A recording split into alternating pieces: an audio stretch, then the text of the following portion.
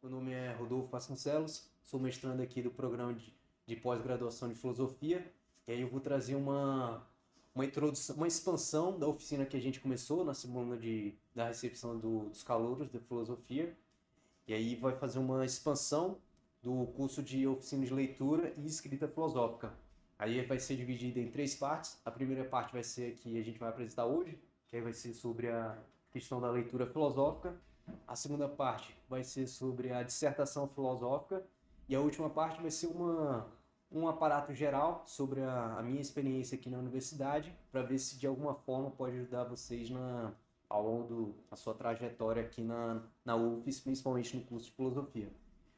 Então vamos lá, pessoal, começando aqui. Como eu falei, hoje vai ser o primeiro dia da oficina, iniciando aqui com a leitura filosófica. A referência que a gente vai utilizar hoje para essa oficina vai ser do Frederico Consultar, que eu já passei para vocês e que Giovana provavelmente já distribuiu, mas qualquer coisa, o link da obra vai estar distribuído aqui no YouTube também, que aí o nome da obra é Elementos para a Leitura de Textos Filosóficos. Vai ser dividida, a oficina de hoje vai ser dividida em três partes. A primeira parte vai ser sobre a problematização, filosofia com problematização. A segunda parte vai ser sobre a cena filosófica. E a terceira parte vai ser sobre os conceitos filosóficos, para que vocês possam entender um pouco como é que a filosofia ela tem um cenário filosófico em que todo filósofo, toda filósofa está trabalhando no seu contexto, e toda filosofia ela opera através de conceitos. Os conceitos são essenciais, primordiais para que você possa entender o que o filósofo, o autor, está tentando transmitir para vocês. Então vamos lá, a gente vai iniciar aqui com a parte da problematização. Essa parte da problematização, ela não necessariamente está no livro, na obra do Consultar, mas eu trouxe ela no livro do Mário Porta, porque eu acho interessante como uma forma de introdução aos textos filosóficos para as pessoas, no caso vocês, calouros, que não têm tanta familiaridade com a leitura filosófica. E aí vai ser essa parte aqui sobre problematização, filosofia com problema. Porque filosofia, os filósofos, desde a sua essência na Grécia Antiga, eles estão tentando procurar soluções para os problemas que eles têm no dia a dia.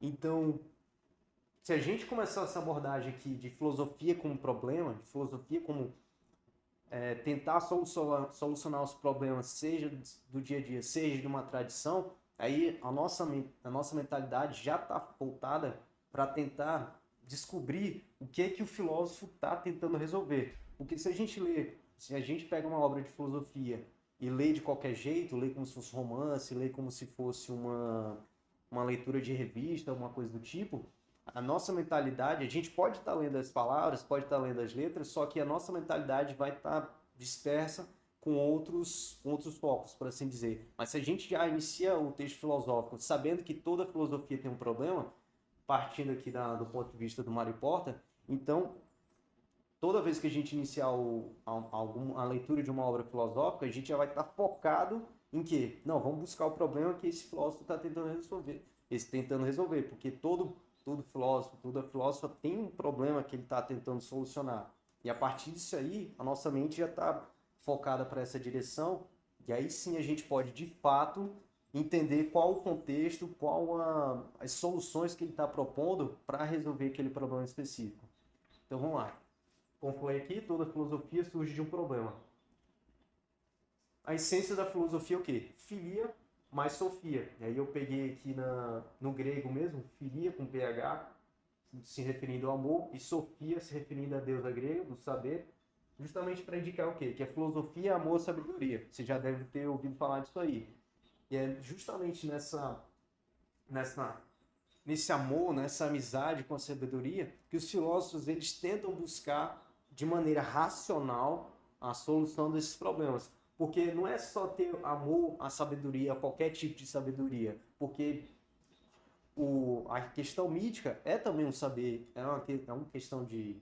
É um segmento do saber também, quando a gente fala da mitologia. Por quê? A gente está tentando explicar o mundo, a gente está tentando explicar os fenômenos do mundo através de de alguma explicação mítica, endeusada, alguma coisa desse tipo. Isso, de fato, se torna uma categoria de sabedoria. Só que os filósofos, eles estavam tentando descobrir o mundo, estudar o mundo de maneira racional. A gente embutir a nossa razão, colocar a nossa mente para trabalhar através de ferramentas racionais, de métodos racionais, para a gente descobrir os problemas, tentar solucionar os problemas de maneira mais efetiva, por assim dizer.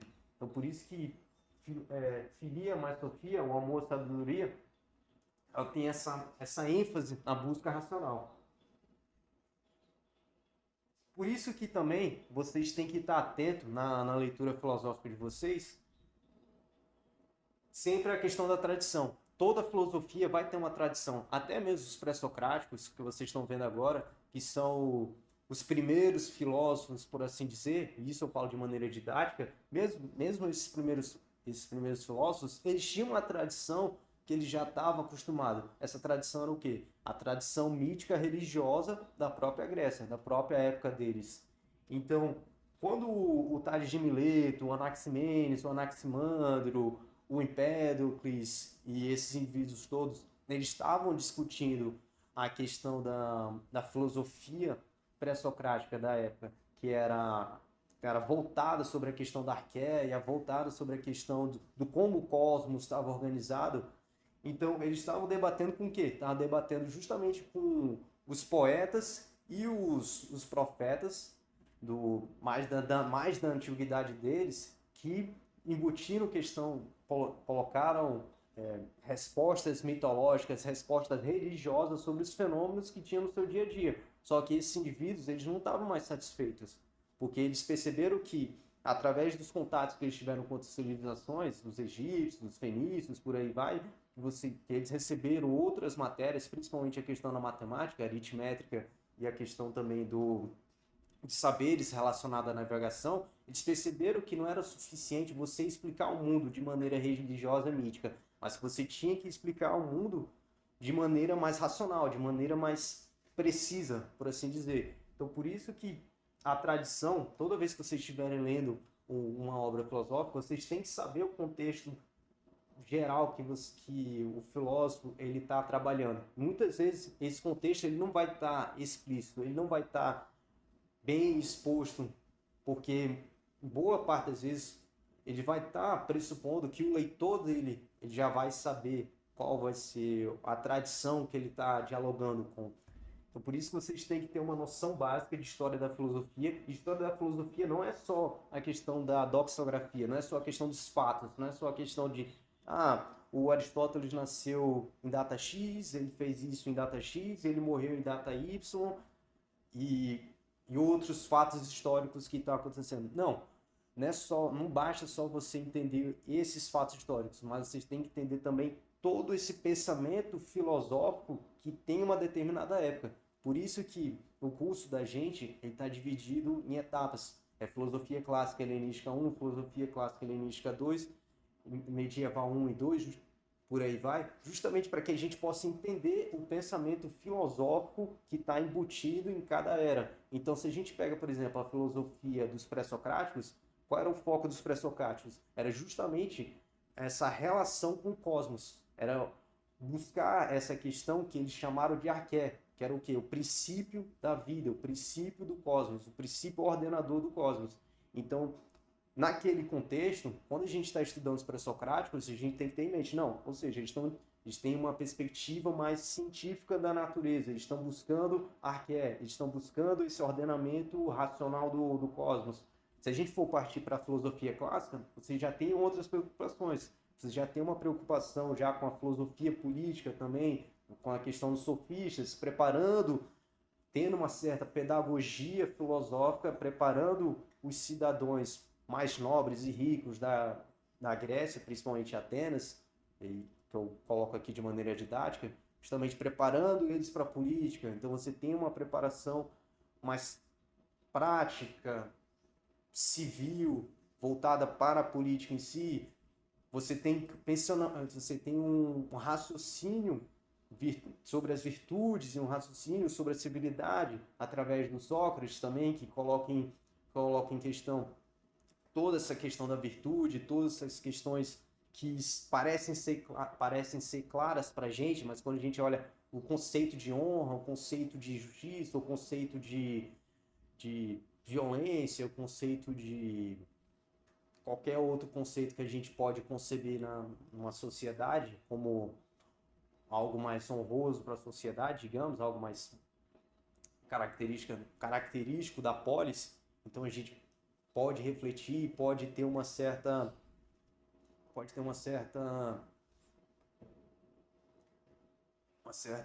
que se diz? Uma certa investigação sobre esses conceitos. Então, por aí vai. Mesma coisa, filosofia medieval, como a gente se utilizar da filosofia para modular o cristianismo que estava em nascença, depois da queda já no Império Romano, mas principalmente depois da queda do Império Romano Ocidental, assim, de fortalecer mais a questão do cristianismo. Você tem a filosofia moderna, que é uma retomada do classicismo, mas de uma perspectiva mais europeia, com os problemas europeus, por aí vai. Então você tem que entender o contexto racional, o contexto filosófico de cada época. Então por isso que é importante vocês prestarem atenção nas aulas e terem o conhecimento da lógica que molda cada pensamento em cada época. Porque se vocês não tiverem um contexto, se vocês não tiverem esse contexto filosófico, tanto histórico, mas também da lógica de raciocínio deles, de cada época, vocês vão ler uma obra com a ótica que vocês têm do dia a dia, com uma ótica inexperiente, se a gente estiver falando isso no sentido da academia, se no sentido mais da pesquisa, até mesmo da docência, quando vocês forem dar aula, se vocês não souberem o raciocínio correto, então vocês não vão conseguir efetivamente dar aula de filosofia. Então, por isso a importância tanto da história da filosofia quanto do pensamento. Lembrando que a história da filosofia não é só o fato histórico, mas também todo esse contexto filosófico. Então, filosofia como busca da solução aos problemas de modo racional. Show. Sobre essa questão de problematização, eu vou deixar por aí, justamente por conta do tempo, e eu acho que foi uma introdução já bacana para vocês entenderem essa questão da filosofia como problematização do mundo. Vamos lá, a segunda parte seria sobre a cena filosófica. E isso aqui é fundamental que vocês entendam, eu achei isso bem interessante do consultar, porque é uma perspectiva que, quando a gente está iniciando na filosofia, a gente não tem essa noção. Mas à medida que a gente vai amadurecendo no curso, a gente começa a perceber isso aí, que é essa questão da cena filosófica. Que o Costar ele acaba indicando que toda filosofia, todo texto filosófico, ele tem uma espécie de cenário. É literalmente como se fosse um teatro. Você tem um personagem principal, que é o filósofo, a filósofa transmitindo o seu ponto de vista. Ele tem um segundo personagem, que seria o leitor, a gente, que a gente está tentando interpretar. E o filósofo, a filósofa, ele já tem essa noção que alguém vai ler, que alguém vai estar tentando compreender esse seu raciocínio. Então, o filósofo ele já está construindo seu pensamento sabendo que vai ter uma pessoa que vai estar lendo e que ele vai tentar convencer essa pessoa para o seu ponto de vista. E a terceira pessoa, que a gente vai conversar com mais calma aqui também, seria sobre toda essa tradição que eu falei aqui, da história da filosofia e do pensamento filosófico, toda uma tradição que ele já está embutindo na sua filosofia. Vocês têm que entender que a filosofia ela não vem do nada, ela não vem ela não nasce do vácuo. Por mais que o filósofo, por mais arrogante que ele seja, por mais egocêntrico que ele seja, ele não vai poder criar uma filosofia do vácuo. Sempre vai ter uma filosofia anterior, sempre vai ter um pensamento anterior que já vai ter comentado sobre aquele conteúdo que ele está falando, sobre aquele raciocínio, mas que ele vai estar dando um ponto de vista mais refinado, por assim dizer. Então, vamos lá. Então, todo pensador, pensadora, cria sua filosofia dentro de um esquema ou de uma cena. É como eu falei, você vai ter esse cenário, você vai ter o pensador, você vai ter um leitor que ele já vai estar dialogando e você vai ter toda uma tradição também, todo um contexto sociocultural que ele vai estar dialogando, que ele vai estar ciente. Você tem toda a filosofia tem essa função em endereçamento. Normalmente, quando a gente pega essa questão da filosofia como problematização, o filósofo está tentando solucionar um determinado problema. Normalmente, se for, por exemplo, os pré-socráticos, eles estão tentando resolver o problema sobre a origem do mundo, sobre o princípio do mundo, sobre como o mundo é regido. Então, a partir desse problema, eles vão tentar achar alguma ou várias soluções e vai tentar convencer a gente, nós os leitores e os seus pares também, de que a verdade, de que a solução ou a verdade que ele achou é uma solução correta, é uma solução positiva para o problema que está sendo investigado. Então, por isso que a filosofia, todo texto filosófico, ele tem uma função de endereçamento, ele tem uma função que você está tentando convencer o leitor de que o seu ponto de vista ele é o correto, que ele é positivo para aquela tradição que está sendo investigada ou para aquela discussão que está sendo investigada. Por isso, aí eu botei essa questão aqui também do aparelho formal da enunciação filosófica, que é basicamente as marcas textuais. Todo texto filosófico vai mostrar as marcas do próprio filósofo, da própria filósofa. Se vocês prestarem atenção, tem obras, tem textos filosóficos que é muito claro. Se a gente for pegar as meditações cartesianas, o Descartes já fala claramente que é ele mesmo refletindo sobre as verdades que foram embutidas a ele através da sua formação acadêmica, tanto escolar, depois acadêmica, que aí depois ele acaba percebendo que, na verdade, essas coisas não são verdades, mas que elas são... Inicialmente ele adota todas elas como falsas, porque ele quer realmente encontrar o princípio verdadeiro, encontrar a primeira verdade, para aí sim, a partir dessa primeira verdade, ele construir um conhecimento positivo. Então você já tem uma perspectiva bem clara de que é o próprio Descartes que está tentando convencer primeiramente ele e convencer a gente também do que tudo que a gente recebeu da academia, principalmente na época dele, que era denominada como escolástica, que vocês vão aprender depois com mais calma, e que todo esse conhecimento que ele acabou recebendo é um conhecimento frágil, é um conhecimento mais fraco, por assim dizer, e que ele precisava de uma base sólida para que pudesse se aprofundar mais num conhecimento verdadeiro. Então você já tem uma marca mais clara da posição dele, mas tem outros livros, tem outras obras que vocês vão perceber que são mais difíceis de você encontrar o autor, difíceis de você encontrar o pensador na obra. Então, uma que me vem em mente aqui agora seria a Ética do Spinoza. Realmente, um autor, um filósofo famoso que vocês já vão estudar com mais calma ao longo do curso. Que a Ética do Spinoza é toda formada de maneira bem geométrica, por assim dizer. Então, começa com os axiomas, depois as definições, e aí depois tem as proposições, e a partir dessas proposições ele vai formulando sua tese. Então, de imediato, parece que você não tem um autor propriamente dito. É como se fosse um negócio bem matemático mesmo. Ele coloca todos os axiomas que ele acha que é interessante, que é necessário para o seu pensamento. Depois ele bota todas as definições que ele acha que é importante para o seu pensamento. Para aí sim, a partir desses axiomas e dessas definições, ele prosseguir, criar suas proposições e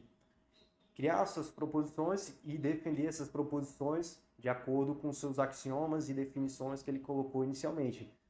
Parece que você não tem um autor, é como se fosse uma máquina criando um conteúdo que vai crescendo ao longo do tempo. Só que quando a gente faz uma análise mais minuciosa, ele coloca certos elementos textuais que são característicos de um pensador. Então, por vezes, ele coloca o eu entendo, desta maneira, o proceder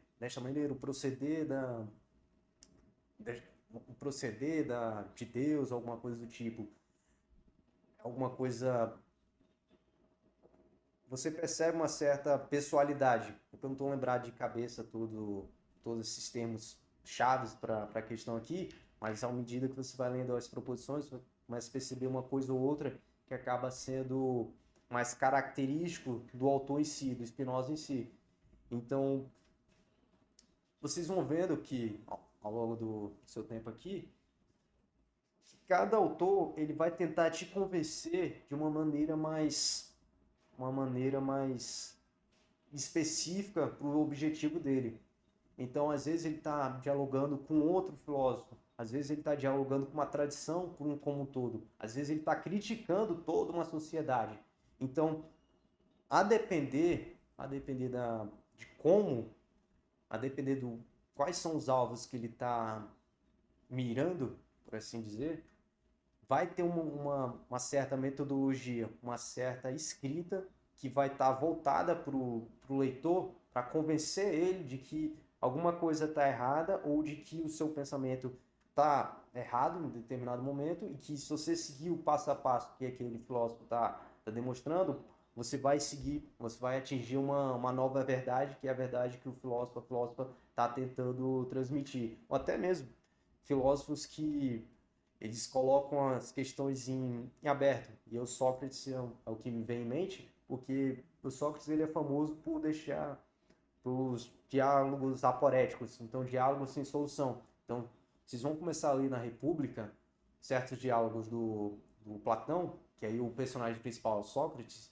e o Sócrates ele vai começar a refletir sobre determinados conceitos, sobre determinadas posições, em que o locutor, que os seus adversários eles vão ter opiniões pré-formadas, só que à medida que o diálogo vai se formando, essas opiniões pré-concebidas elas vão ser destruídas, só que você não tem uma solução efetiva. Também que você deixe em aberta essa questão, e não é que essa abertura, essa falta de solução seja errada, por assim dizer. Não, essa falta de solução é justamente para indicar que essa atividade filosófica ela é constante, ela é crescente. Então, no momento que a gente fecha uma solução de fato, é meio que a filosofia ela morre naquele ponto. Porque a filosofia é o quê? Essa busca incessante pela verdade. Essa verdade é uma verdade racional.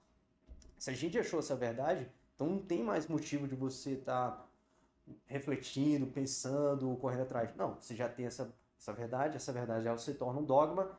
A partir desse dogma vai ser o paradigma para que qualquer outro proceder utilize essa verdade, esse dogma agora como fonte de autoridade, por assim dizer.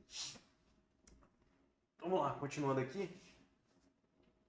E tem essa parte aqui, fundamental sobre o uso das línguas, vocês vão perceber também, que são as línguas naturais versus as línguas formais. E aí eu botei essa questão aqui, que é extremamente importante, por conta da necessidade que a gente tem e de uma certa dificuldade na interpretação filosófica, que é a questão das línguas. Toda língua ela é limitada, porque toda língua ela vai representar um povo, uma cultura, uma determinada localidade. Então, se a gente pegar um exemplo bem fácil mesmo, o português do Brasil é diferente do português de Portugal. Por quê? Porque cada um desses portugueses está representando uma cultura local. No caso aqui, o português do Brasil está representando o Brasil, o português de Portugal está representando Portugal. Mas se a gente for pegar, por exemplo, especificar mais isso, o português que a gente utiliza aqui em Sergipe é um português diferente, é um português mais específico, se for comparar com o português do Rio Grande do Sul, porque vai ter especificidades que são nossas, daqui do nosso contexto. A mesma coisa que vai acontecer lá no Rio Grande do Sul. Vai ter um português que é mais específico para a localidade deles, para a cultura deles. E a mesma coisa acontece até mesmo aqui na universidade. Então, o português que a gente utiliza aqui na academia é um português diferente do que a gente utiliza no cotidiano, que a gente utiliza com nossos amigos, familiares, por aí vai. Então, vocês têm que entender que toda língua natural é uma língua limitada, porque é uma língua que está representando um raciocínio, uma lógica de uma cultura local, uma cultura mais específica. Por isso que na filosofia a gente tem esses grandes debates entre você colocar uma linguagem mais formal ou você manter com a língua natural. É o que vem com a parte dos analíticos, a parte do círculo de Viena, o positivismo lógico, por aí vai. Porque você está tentando quebrar essas dissonâncias culturais que naturalmente cada língua tem. Cada língua tem uma especificidade, cada língua tem um certo raciocínio que explica mais aquele momento, aquele contexto cultural, histórico, social. uma língua formal, em tese, era para evitar esse tipo de coisa. Era para ser uma língua universal que todo indivíduo, independente de tempo ou independente de espaço, ia conseguir entender aquele raciocínio. E aí, a partir dessa língua mais formal, dessa língua mais universal, aí sim você poderia evitar problemas de interpretação para justamente para trabalhar com os verdadeiros problemas, por assim dizer. Só que aí também tem a questão do limite dessa língua formal, porque uma língua formal ela não vai conseguir captar todos os fenômenos. Por isso que tem esses embates, que é normal da tradição da filosofia. E aí que vocês têm que ficar atentos. Por isso que seus professores vão comentar com vocês depois, principalmente com o pessoal que está mais interessado na pesquisa, é que quando você vai pesquisar um autor, você, idealmente, na questão mais ideal, você precisa aprender a língua do autor. E, e aqui no nosso caso, filosofia é pior, porque a gente vai ter que entender a língua do autor, só que na época do autor. Então, se eu for pegar, por exemplo, o grego, não adianta você aprender o grego que tem hoje, para entender o Aristóteles, para entender o Platão, para entender algum pré-socrático que você tem interesse. Porque o grego de hoje é um grego já modernizado, é um grego diferente do grego clássico. Então você vai ter que aprender o grego clássico para poder se aprofundar na pesquisa de algum filósofo, de algum filósofo. Por quê? Justamente por conta de você entrar no raciocínio dele. Porque enquanto a gente está utilizando a nossa língua a partir de traduções, então vocês leem o Aristóteles na tradução do grego para o português, basicamente a gente está tentando, claro, maximizar o raciocínio do pensador, que nesse caso é o Aristóteles, só que quando a gente traz para o português, há perdas de raciocínio, há perdas do elementos que o próprio pensador tinha colocado. Porque você não tem como transmitir essa ideia para o português, porque o português ele tem uma certa especificidade, ele tem uma sintaxe própria, ele tem uma morfologia própria, uma morfologia tal essa que não necessariamente seja totalmente compatível com o grego clássico. Então por isso que você vai ter perdas, tanto do grego para o português, do português para o grego. Então por isso que é necessário você ter essa. Se você for se especializar em algum pensador, você lê na obra, na obra-chave, na obra-mãe que o leitor, que o pensador está trabalhando, justamente para manter esse seu raciocínio sincronizado com o dele. Pronto, aí falar um pouco aqui brevemente sobre as três pessoas que o curso acaba colocando aqui nessa cena filosófica, seria a primeira pessoa, já falei um pouco, seria o próprio filósofo.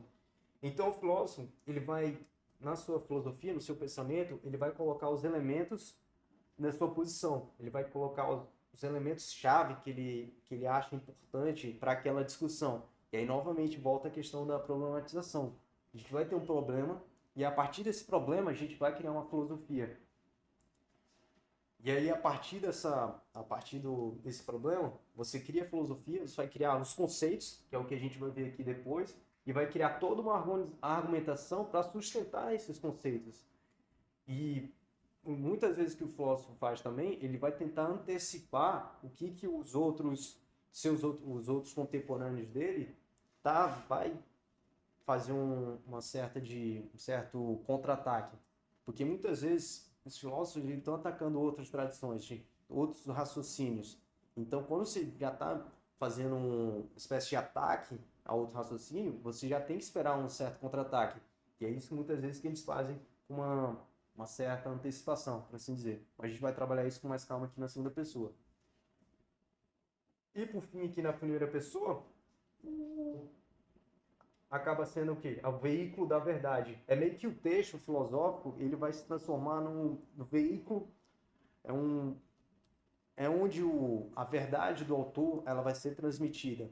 Então, quando vocês estiverem lendo um texto filosófico, vocês têm que entender, primeiro, essa questão do problema, mas também que essa obra em si, ela é meio que está transmitindo tudo que eles têm isso na mente, está transmitindo isso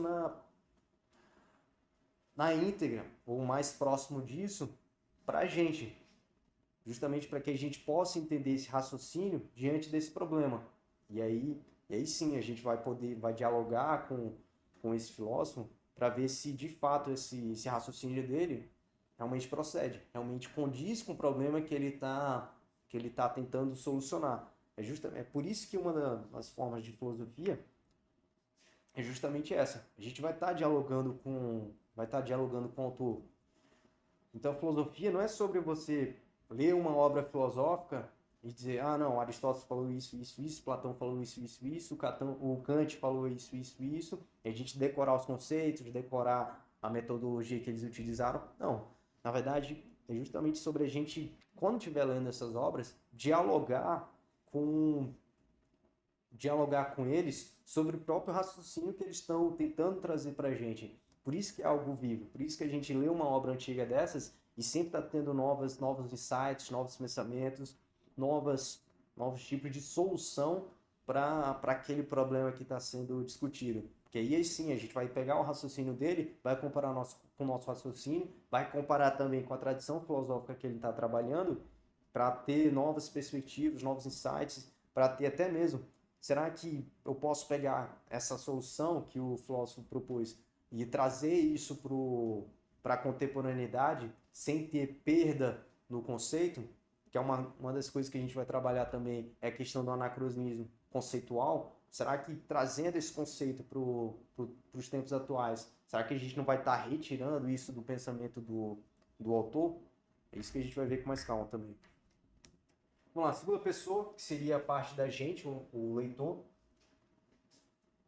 Então, toda a filosofia, todo o texto filosófico vai estar tentando converter o leitor a uma certa verdade que o filósofo, o pensador vai estar transmitindo.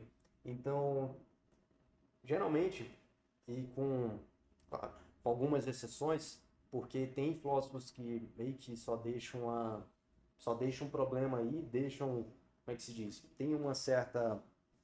Tem um problema, eles vão expor a visão dele e dizer que meio que não tem solução para esse problema, que é normal também. Tem certas coisas que você não vai conseguir resolver. Mas em boa parte dos textos, eles vão propor verdades, eles vão propor soluções para o problema específico.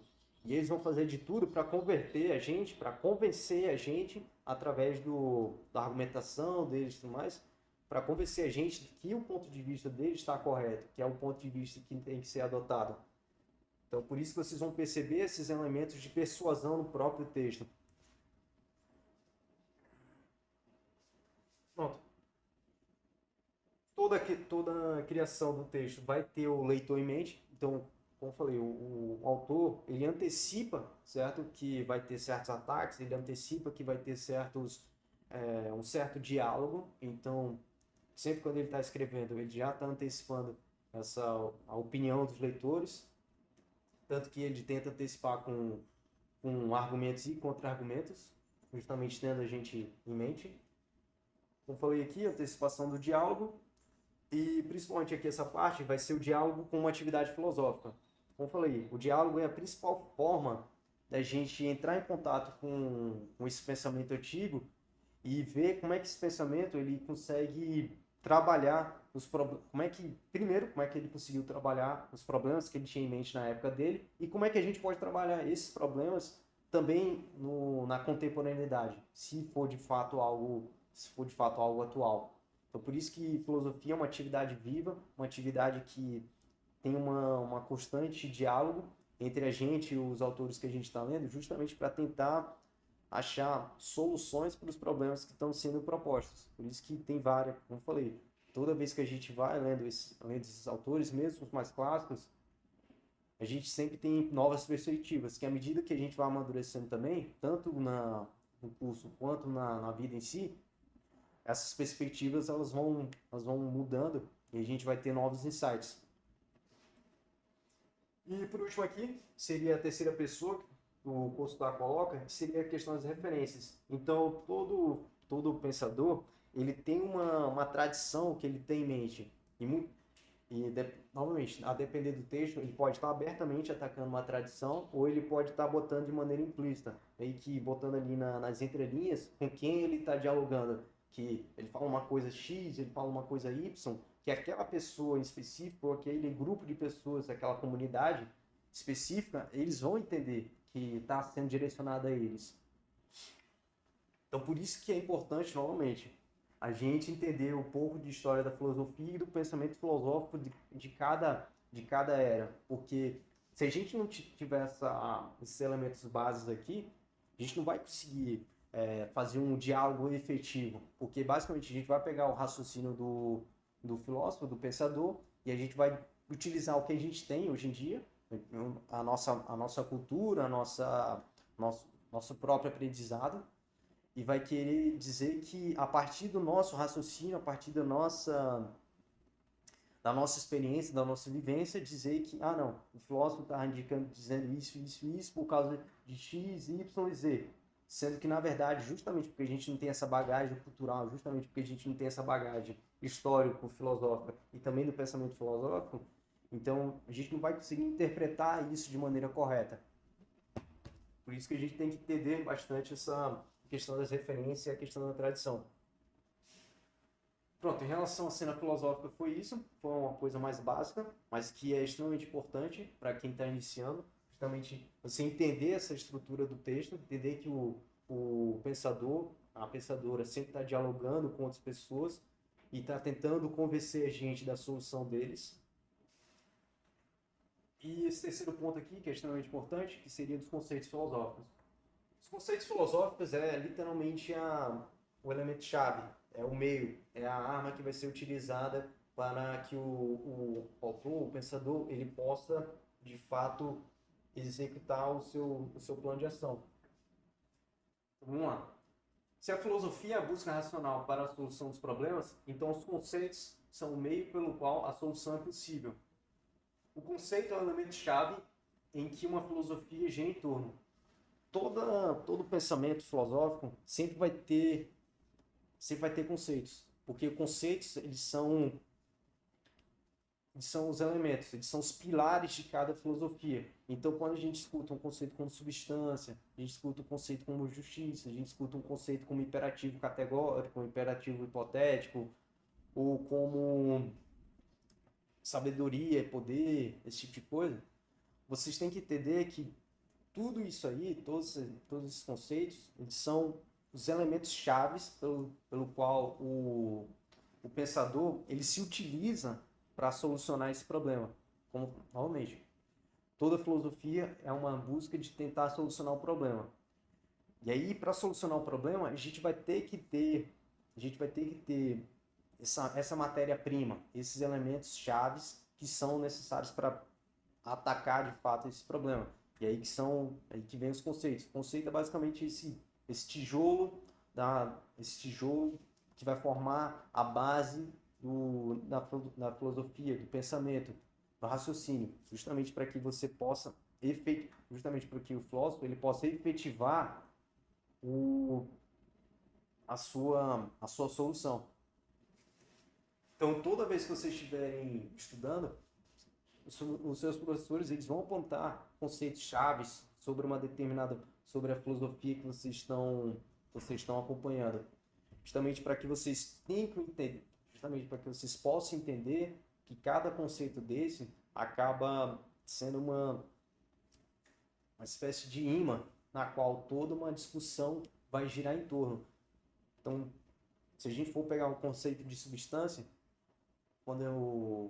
uma coisa é você pegar a substância no sentido platônico, outra coisa é você pegar a substância no sentido aristotélico, outra coisa é você pegar a substância no sentido do tomasiano, Tomás de Aquino, porque, embora sejam as mesmas palavras, mas cada pensador ele tentou argumentar todo um pensamento voltado para essas questões específicas ao seu ponto de vista, específicas à sua filosofia. Então, por isso que toda filosofia tem um vocabulário próprio, que é necessário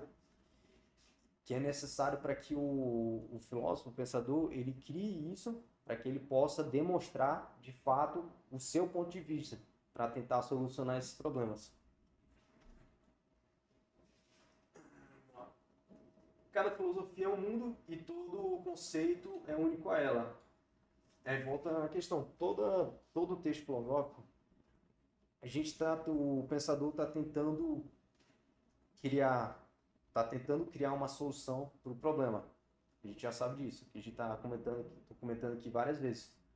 Para isso, muitas vezes o pensador ele se isola no mundo, que vai ser esse texto dele, se isola nesse mundo, e ele vai criar uma argumentação dentro desse mundo, dentro desse quadrado, por assim dizer, justamente para que você possa, nesse espaço, você entender todo esse raciocínio dele. Porque, novamente, volta a questão do anacronismo, volta a questão da tradição também, do pensamento filosófico. Se você pega um texto filosófico e você não lê dentro dessa caixa, você vai achar que, por exemplo, o pensamento que a gente tem hoje, da cultura que a gente tem hoje, pode ser aplicada ou não para aquele tipo de problema. Só que, na verdade, o que o filósofo está tentando fazer é algo bem específico. Então, você dentro dessa caixa aqui, ele vai pegar o problema que ele está tentando solucionar e ele vai criar os meios, que são esses conceitos filosóficos, e a partir desses meios, dentro dessa caixa aqui, vai criar toda uma argumentação para convencer a gente de que esse ponto de vista está correto para tentar solucionar o problema que ele tem em mente. Então, por isso que cada filosofia é um mundo. E aí vocês vão perceber isso aí quando vocês estiverem lendo as obras em si. Que dentro desse mundo, claro, ele vai estar dialogando com outros saberes, com outras tradições, só que essas tradições vai ser bem específica, voltado para o problema que ele está tentando solucionar. Então, por isso que toda vez que vocês estiverem lendo, vocês têm que ler dentro desse quadrado, dentro dessa caixa. Porque se vocês começarem a colocar outros raciocínios que estão fora dessa caixa, a gente vai ter certos problemas. Novamente, pode estar fazendo um anacronismo conceitual, você pode estar até mesmo tentando dizer algo que o filósofo não estava pensando, que ele não tinha intenção naquela época. Então, quando a gente está fazendo pesquisa, e isso é algo mais avançado também, se você for fazer algo desse tipo, se você for sair dessa caixa, algo mais além, para você tentar defender uma tese que você acha que é interessante, você tem que tomar muito cuidado e buscar referências, buscar um referencial teórico-cultural também, justamente para você conseguir ver se de fato, se você sair, por exemplo, dessa caixinha, se isso vai fazer, se isso primeiro pode ser correta, essa saída aqui, essa saída de fato do conceito aqui dentro dessa caixa, você sair dessa caixa para tentar explicar algo de hoje em dia, para ver. Então, vocês têm que entender se isso de fato é possível e, se for possível, ter toda uma argumentação que justifique essa saída da caixa para você tentar explicar algo hoje. Então, por isso que é algo muito complexo e para a gente que está iniciando, porque eu me incluo também, porque a gente sempre está aprendendo cada vez mais.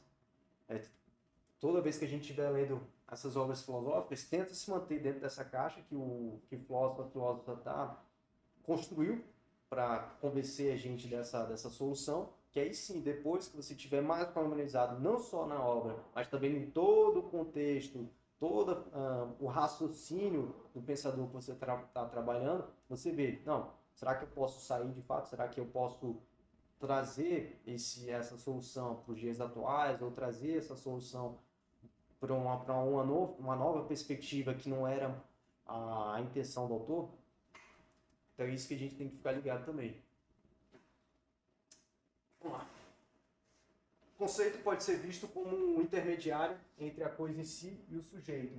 Realmente, por que isso aqui é importante? Porque o conceito, e aí vem uma explicação básica mesmo, bem didática, é a gente pegar o exemplo do nominalismo.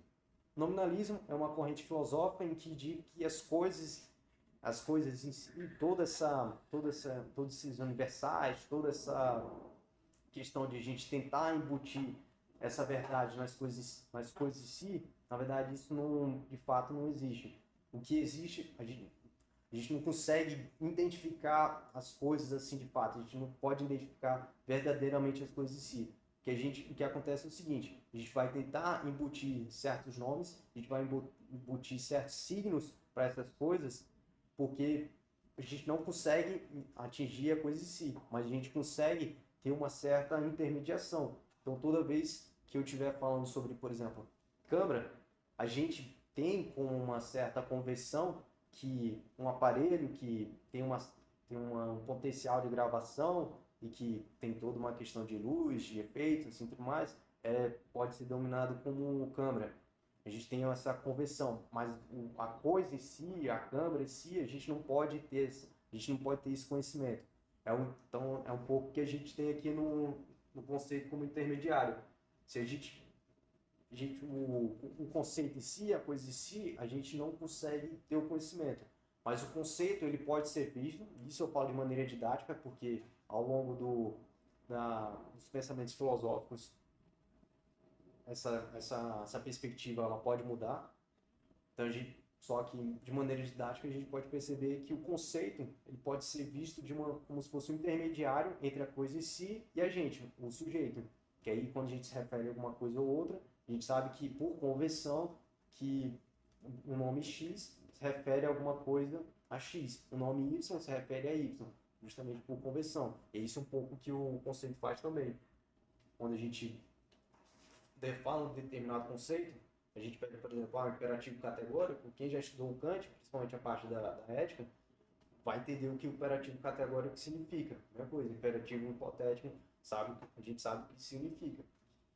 Então isso é como se fosse uma espécie de intermediário entre o que o autor tem em mente, só que ele não consegue exprimir isso de maneira efetiva, então bota um nome, bota um conceito, para que nós, o sujeito, consigamos entender. Pronto, a atividade filosófica se dá pela construção de conceitos.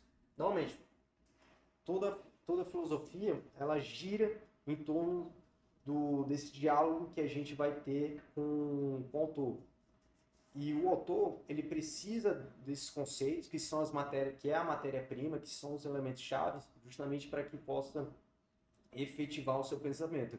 Então, toda essa aparelhagem técnica que ele está colocando no seu texto é justamente para que ele possa, de fato, ele raciocinar sobre o problema e dialogar com a gente de alguma forma. Então, por isso que os conceitos eles são esses elementos chaves de cada e qualquer filosofia. Uma coisa que vocês têm que ficar atento é a questão do vocabulário próprio. Todo filósofo, toda filósofa, eles vão ter um vocabulário próprio. Então, por mais que você tenha uma determinada palavra que é constante ao longo da tradição, eu dei o exemplo da substância, que é algo que até hoje é estudado, por mais que essa palavra seja a mesma, só que os sentidos que ela é utilizada em cada pensamento filosófico é diferente. Então, é por isso que vocês, quando estiverem se aprofundando em algum pensador, vocês terem em mãos, na verdade, um vocabulário sobre aquele autor específico. Por quê? Porque cada palavra, por mais que ela seja comum ao longo de outras línguas, ao longo de outros raciocínios filosóficos, mas essas palavras elas são específicas para aquele contexto específico. Aí, novamente, volta a questão aqui do pensamento filosófico e da história da filosofia. Vocês têm que ter em mente aquele contexto específico. E justamente para você entender esse contexto, você tem que entender também o vocabulário próprio que o autor ele cria para argumentar a sua própria tese, seu próprio raciocínio. E aí volta também a questão das línguas naturais versus as formais. A gente viu um pouco isso na questão da cena filosófica, que é a língua natural e formal, para convencer o leitor, ela pode ter uma certa dificuldade, pode ter uma certa facilidade, a depender do tipo de leitor. É a mesma coisa que acontece aqui com os conceitos filosóficos. Quando vai criar conceitos filosóficos nas línguas naturais, que são essas que é o inglês, o português, o francês, o alemão, por aí vai. Então, quando você cria conceitos filosóficos nas línguas naturais, você tem algo específico para aquela determinada língua, para aquele determinado raciocínio, para aquela determinada cultura. Novamente, por isso a importância de você, se você quer se aprofundar mais no autor, você tem que aprender a língua do autor, justamente para que você possa entender o raciocínio embutido daquela cultura. Porque se a gente for pegar, por exemplo, eu quero ler um autor em francês clássico, e eu só sei o português, e aí eu dependo de alguma tradição daquele francês clássico, naturalmente você vai ter perdas conceituais. Naturalmente você vai ter perdas do raciocínio que o autor está tendo para naquele contexto específico. Normalmente, aquela questão da caixa. Tendo essa perda, você vai ter que não, melhor dizendo, para evitar essa perda, a melhor coisa que você pode fazer é você adentrar naquele raciocínio, adentrar nessa caixa, utilizando a própria ferramenta do autor, que seria o quê? A língua própria dele.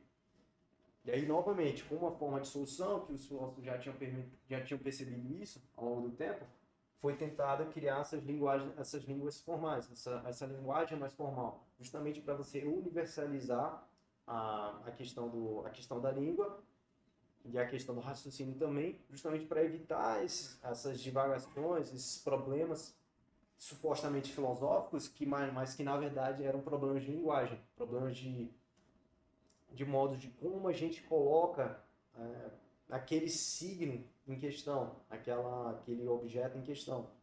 Só que aí, só que novamente, você tem essas línguas formais que tentam de fato uniformizar o raciocínio, só que você também tem perdas de raciocínio de outros fenômenos. Porque se cada língua natural capta uma cultura local, como é que uma língua universal vai captar tudo? Então, você vai ter perdas também de raciocínio. Por isso que normalmente tem sempre esses embates, que vocês vão perceber ao longo do curso também. Pronto. E aí, aí eu botei aqui processo de instauração de sentido. Cada filósofo ele vai tentar, dado esses conceitos chaves para seu raciocínio, ele vai tentar argumentar de alguma forma para que você se convença que aqueles conceitos, se convença que aquele ponto de vista que ele está transmitindo é o ponto de vista correto. Por isso que vocês vão perceber também, é algo que os professores vão reforçar com vocês, que toda a tese que vocês têm, toda a proposição que vocês têm que trazer, você vai ter que trazer premissas, você vai ter que trazer algum embasamento para sustentar a tese que você tá trazendo, colocando na mesa, por assim dizer. Porque se você bota os conceitos somente, você cria um conceito, digamos, o conceito de ética. E aí você simplesmente joga aí, você não explica o que esse conceito de ética está relacionado com o problema que você está investigando e com todo o contexto também que você está trabalhando, se você simplesmente joga o conceito ali, é um conceito vazio, um conceito que não serve para fazer nada.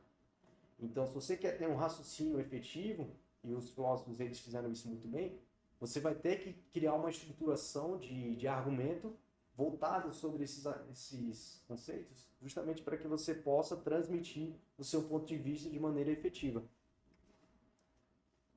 Por isso que todo texto ele vai ter uma validação, uma lógica interna. Uma coisa que vocês vão perceber também, que cada filósofo ele vai tentar criar uma lógica justamente para tentar explicar o seu ponto de vista.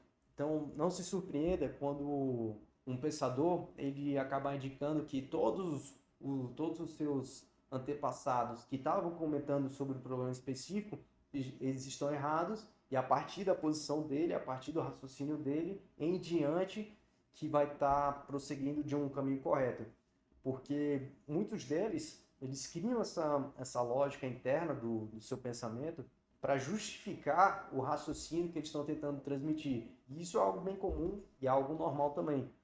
Então, por isso que a tradição filosófica ela é bem rica e ela acaba sustentando vários debates sobre uma mesma temática. Então, se a gente for pegar a temática de justiça, digamos, é algo debatido até os dias atuais, sendo que começou tanto na Grécia Clássica, se a gente for pegar de maneira didática, porque, claro, isso foi discutido já há séculos, até mesmo bem antes da Grécia Clássica, mas de maneira didática a gente pega aqui a Grécia Clássica, o debate sobre justiça, e aí a gente pega a contemporaneidade de hoje, e esses debates sobre justiça eles são mais ferrenhos que nunca. E você tem toda uma... E para você sustentar esses debates, você cria toda uma lógica, você cria toda uma argumentação para sustentar o seu ponto de vista. Então é isso aí, pessoal. Foi uma introdução básica, foi até mais alongado que eu gostaria. É uma introdução básica sobre a leitura filosófica e que eu acho que vai ajudar vocês de alguma forma, que vocês vão aprender bastante coisa com seus professores, principalmente a questão das matérias de leitura e composição, que são justamente para isso, para vocês aprenderem a ler e escrever de maneira filosófica. E eu acho que quando vocês estiverem prosseguindo também ao longo do estudo de vocês, se vocês tiverem isso aqui em mente, a questão da problematização, a questão da cena filosófica, a questão dos conceitos, isso vai ajudar vocês bastante na interpretação inicial que vocês vão ter dos autores, e aí as dúvidas que vocês vão tendo, vocês vão dialogar com seus professores, que aí sim eles são especialistas na área e vão te ajudar de maneira mais efetiva. Isso aí, pessoal. Valeu, até a próxima.